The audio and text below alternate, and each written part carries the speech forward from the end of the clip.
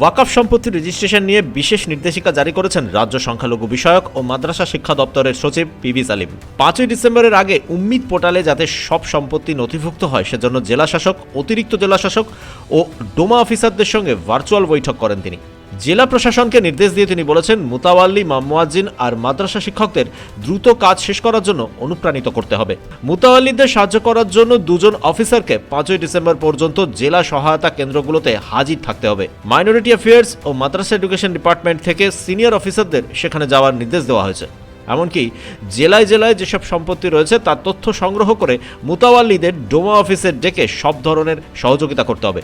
সংখ্যালঘু দপ্তরের সচিব পিবি সালিম নির্দেশ দিয়ে বলেছেন, মুতাওয়াল্লিরা যে তথ্য আপলোড করবেন তা কিভাবে করতে হবে তা দ্রুত বৈঠক করতে হবে। হাতে আর কয়েকটা দিন, এই অল্প সময়ের মধ্যে নথি আপলোড নিয়ে উদ্যোগ নিয়েছে ওয়াকফ বোর্ড। এবার নবান্ন থেকেও নির্দেশিকা জারি হলো।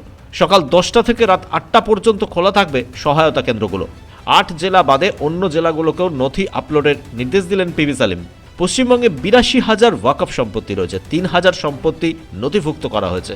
পিবি সালিম বলেন, আশা করা হচ্ছে এই উদ্যোগের ফলে বহু ওয়াকফ সম্পত্তির নথি আপলোড করা যাবে। আব্দুল ওদুদের রিপোর্ট, পূবের কলম ডিজিটাল।